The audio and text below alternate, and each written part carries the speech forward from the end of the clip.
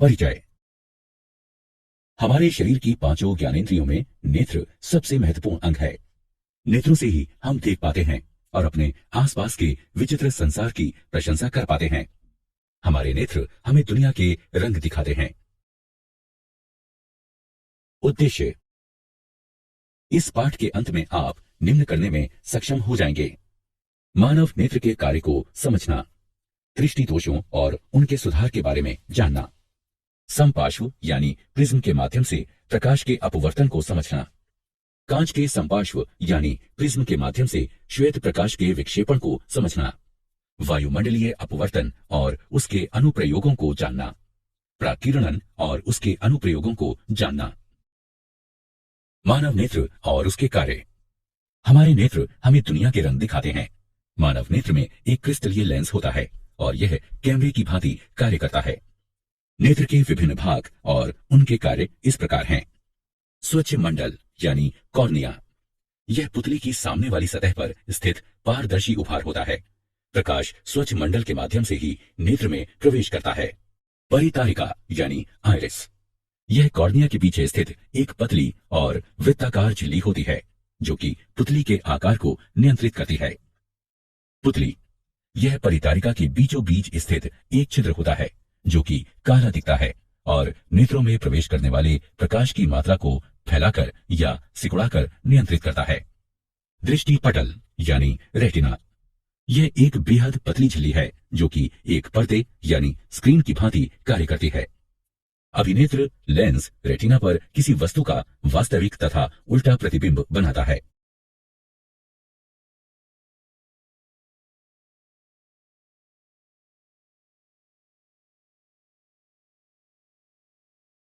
समंजन क्षमता।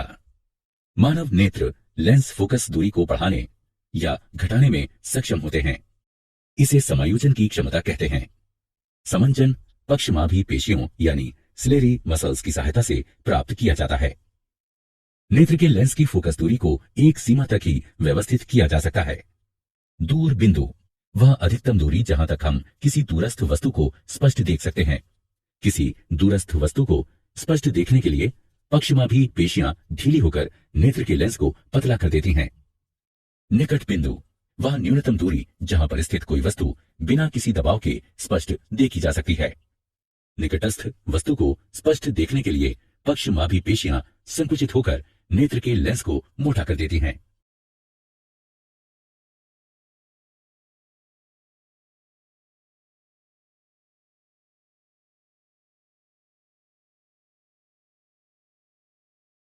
दृष्टि दोष और उनके सुधार। कुछ अपरिवर्तनीय दोषों के कारण नेत्र अपनी समंजन क्षमता खो देते हैं।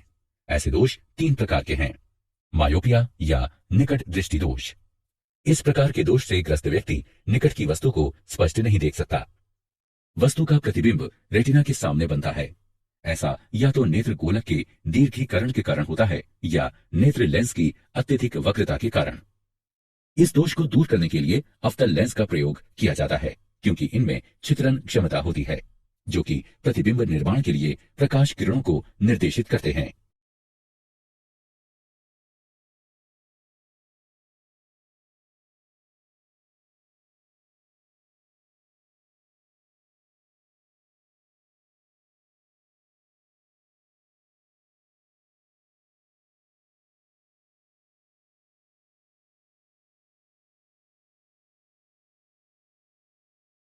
दीर्घ दृष्टि दोष और उसका सुधार।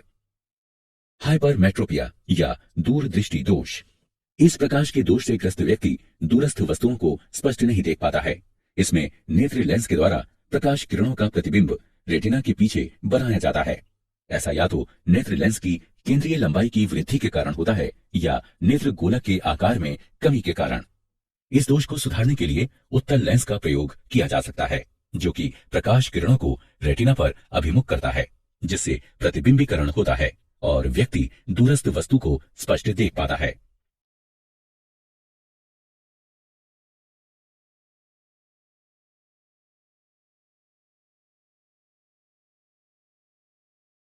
जरा दूरदृष्टिता और उसका सुधार।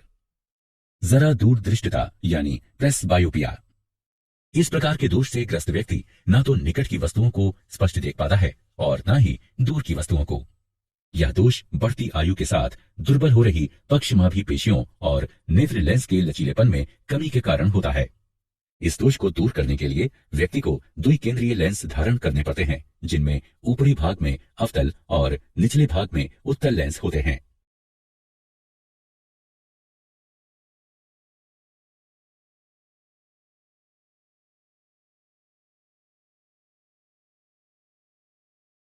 समपार्श्व यानी प्रिज्म के माध्यम से प्रकाश का अपवर्तन। एक माध्यम से दूसरे माध्यम की ओर यात्रा करते समय प्रकाश के झुकाव को अपवर्तन कहते हैं। इस खंड में हम समपार्श्व यानी प्रिज्म के माध्यम से प्रकाश के अपवर्तन की घटना पर चर्चा करेंगे। समपार्श्व यानी प्रिज्म दो त्रिकोणीय आधारों और तीन चौकोर तलों वाली ठोस आकृति है। प्रत्येक तल के मध्य का कोण समपार्श्व कोण कहलाता है। एक रंग के प्रकाश की किरण एक कांच के प्रिज्म पर आपतित होती है और अभिलंब की ओर मुड़कर हवा से कांच में प्रवेश करती है। इसके पश्चात सीधे गमन करते हुए यह अभिलंब से दूर कांच से हवा में प्रवेश करती है। आपतित किरण और अपवर्तित किरण एक कोण पर है, जो विचलन कोण कहलाता है। कांच के समपार्श्व के द्वारा श्वेत प्रकाश का विक्षेपण। अब हम इस पर चर्चा करेंगे कि यदि हम कांच के समपार्श्व पर श्वेत प्रकाश संयोजित करें तो क्या होगा। जब कांच के समपार्श्व यानी प्रिज्म पर श्वेत प्रकाश डाला जाता है तो यह 7 रंगों में विखंडित हो जाता है। बैगनी, गहरा नीला, नीला, हरा, पीला, नारंगी और लाल। इस घटना को श्वेत प्रकाश का विक्षेपण कहते हैं। विक्षेपण का कारण। श्वेत प्रकाश 7 विभिन्न आवृत्तियों पर आधारित होता है, जो कि एक भिन्न रंग के अनुरूप होती हैं। प्रत्येक रंग का विचलन कोण भिन्न होता है, जिसके कारण प्रत्येक रंग एक भिन्न कोण पर झुकता है और हमें रंगों का एक समूह दिखाई देता है, जिसे विपक्योर यानी इंद्रधनुष कहते हैं। पुनर्संयोजन और इंद्रधनुष। पुनर्संयोजन। आइजैक न्यूटन ने देखा कि यदि वो कांच के 2 समपार्श्वों यानी प्रिज्मों को एक दूसरे के इस प्रकार समानांतर रखते थे कि वे एक दूसरे के उलट हों, तो एक समपार्श्व यानी प्रिज्म में प्रविष्ट होने वाला श्वेत प्रकाश 7 रंगों में विखंडित हो जाता था और जब यह सतरंगा प्रकाश दूसरे समपार्श्व पर आता था तो पुनः श्वेत प्रकाश में परिवर्तित हो जाता था। इसे ही पुनर्संयोजन कहा जाता है। हम सबको वर्षा के पश्चात इंद्रधनुष का दृश्य देखना अच्छा लगता है। यह एक प्राकृतिक घटना है जो कि प्राकीर्णन का परिणाम होती है। इंद्रधनुष आकाश में सदैव सूर्य की विपरीत दिशा में प्रकट होता है। वर्षा के दौरान जल की बूंदें सूर्य के प्रकाश के लिए समपार्श्व यानी प्रिज्म का कार्य करती हैं। जल की बूंदें अपरिवर्तित होती हैं, प्राकीर्णित होती हैं और फिर सूर्य के प्रकाश को इंद्रधनुष बनाने के लिए आंतरिक रूप से परावर्तित करती हैं। पुनर्संयोजन ऐसी घटना है जो कि विक्षेपण का विलोम है। इंद्रधनुष एक प्राकृतिक रूप से होने वाली घटना है जो कि सूर्य के प्रकाश के विक्षेपण के कारण होती है। इंद्रधनुष आकाश में सदैव सूर्य की विपरीत दिशा में दिखाई देता है। वायुमंडलीय अपवर्तन और उसके अनुप्रयोग। हमारा वायुमंडल किसी स्थान विशेष पर समान रूप से सघन नहीं है। स्थानीय परिस्थिति पर निर्भरता के कारण यह धरातल के निकट गर्म या ठंडा हो सकता है। गर्म वायु ठंडी वायु की अपेक्षा हल्की होती है, अतः इसका अपवर्तनीय सूचकांक ठंडी वायु के अपवर्तनीय सूचकांक की अपेक्षा कम होता है। इसके कारण वायुमंडल में प्रवेश करने वाला सूर्य अथवा तारों का प्रकाश अपवर्तित होता है। इसे वायुमंडलीय अपवर्तन के नाम से जाना जाता है। तारों का टिमटिमाना वायुमंडलीय अपवर्तन का एक उदाहरण है। तारों से आ रहा प्रकाश जैसे ही वायुमंडल से होकर गुजरता है, तारे की वास्तविक स्थिति की अपेक्षा उसकी सामान्य और आभासी स्थिति दिखाई देती है। साथ ही वातावरण की गत्यात्मक प्रकृति के कारण तारे का प्रकाश अस्थिर भी होता रहता है और इसी कारण तारे टिमटिमाते हुए प्रतीत होते हैं।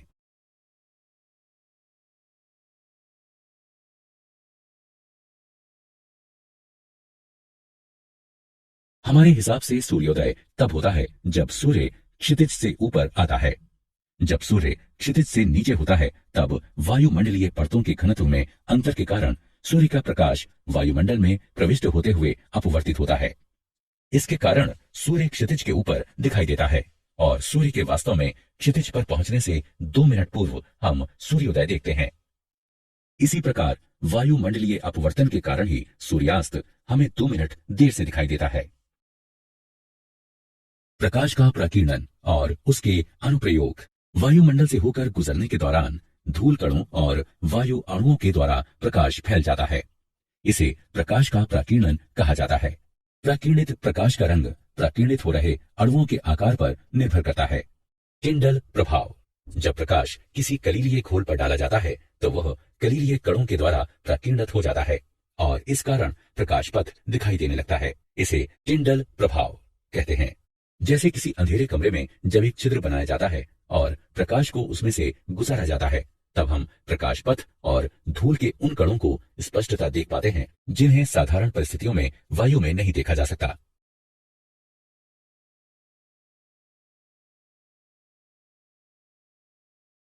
प्रकाश का विकिरण और उसके अनुप्रयोग। प्रकाश के विकिरण के उदाहरण निम्नलिखित हैं। आकाश का रंग। जब सूर्य का प्रकाश वायुमंडल से होकर गुजरता है तो अन्य रंगों की अपेक्षा नीला प्रकाश अधिक विकिरणित हो जाता है, क्योंकि नीले रंग का तरंग दैर्घ्य वायुमंडल के अच्छे कणों के द्वारा विकिरणित होने के अनुकूलतम होता है। अतः नीला रंग हम तक पहुंचता है और आकाश हमें नीला दिखाई देता है। इसका अर्थ यह हुआ कि यदि धरती का वायुमंडल न होता तो आकाश हमें काला दिखाई देता। सूर्योदय और सूर्यास्त के समय सूर्य का रंग। सूर्योदय या सूर्यास्त के समय सूर्य का प्रकाश अधिक दूरी तय करता है, अतः कम तरंग दैर्घ्य होने के कारण नीला रंग विकिरणित हो जाता है और हम तक केवल लाल रंग पहुंचता है। सर्वाधिक लंबे तरंग दैर्घ्य के कारण, अतः सूर्योदय और सूर्यास्त के समय सूर्य रक्ताभ प्रतीत होता है। क्या आप जानते हैं मनुष्य की दृष्टि का क्षैतिज क्षेत्र एक आंख से लगभग 150 डायोप्टर और दोनों आंखों से लगभग 180 डायोप्टर होता है। किसी तारे का टिमटिमाना उसके प्रकाश के वायुमंडलीय अपवर्तन के कारण होता है। वायुमंडलीय अपवर्तन के कारण सूर्य हमें सूर्योदय के वास्तविक समय से लगभग 2 मिनट पूर्व और सूर्यास्त के वास्तविक समय से लगभग 2 मिनट पश्चात तक दिखाई देता है। प्यूपिल अपना आकार प्रबल मनोवेगों के प्रभाव के कारण भी बढ़ा सकता है। नीली आंखों वाले भूरी आंखों वालों की अपेक्षा ज्यादा बेहतर देखते हैं। आइरिस के रंग का दृष्टि तीक्ष्णता से कोई संबंध नहीं है। मनुष्य की आंख मूलतः 3 रंग देखती है, लाल, हरा और नीला। ये मूल रंग हैं। श्वेत रंग इन तीनों रंगों का संयोजन है। काला रंग इनके अभाव स्वरूप है। पीला, बैगनी और हल्का बैगनी रंग 2 मूल रंगों के संयोजन से बनता है। इन्हें द्वितीयक रंग कहते हैं। कुत्ते लाल और हरे रंगों के मध्य अंतर नहीं कर सकते। साधारण मनुष्य 1 मिनट में 12 बार पलकें झपकाता है, यानी कि प्रतिदिन औसतन लगभग 10,000 बार। आंख मानव शरीर का एकमात्र अंग है जो दिन रात किसी भी क्षण बिना आराम किए 100% क्षमता के साथ काम कर सकता है। छींकते समय आंखें खुली रखना असंभव है। तुम्हारी भौहों के मध्य के स्थान को ग्लेबेला कहते हैं। अनुकूल परिस्थितियों में मनुष्य की आंख मोमबत्ती की रोशनी को 14 मील की दूरी से भी देख सकती है। मनुष्य काग की अपेक्षा कंप्यूटर की स्क्रीन को 25% धीमी गति से पढ़ता है। सारांश। आइए हमने जो कुछ सीखा है उसे संक्षेप में दोहराएं। मनुष्य की आंख में एक क्रिस्टलीय लेंस होता है और यह कैमरे की भांति कार्य करती है। आंख के विभिन्न भाग हैं: प्यूपिल, कॉर्निया, आइरिस, क्रिस्टलीय लेंस और रेटिना यानी श्वेत पटल। मनुष्य की आंख के लेंस में केंद्रीय दूरी घटाने और बढ़ाने की क्षमता होती है। इसे समायोजन कहते हैं।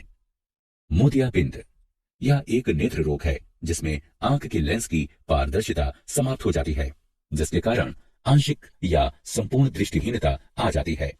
इसे शल्य क्रिया के द्वारा ठीक किया जा सकता है। समपार्श्व यानी प्रिज्म 2 त्रिकोणीय आधारों और 3 चौकोर तलों वाली ठोस आकृति है। प्रत्येक तल के मध्य का कोण समपार्श्व कोण कहलाता है।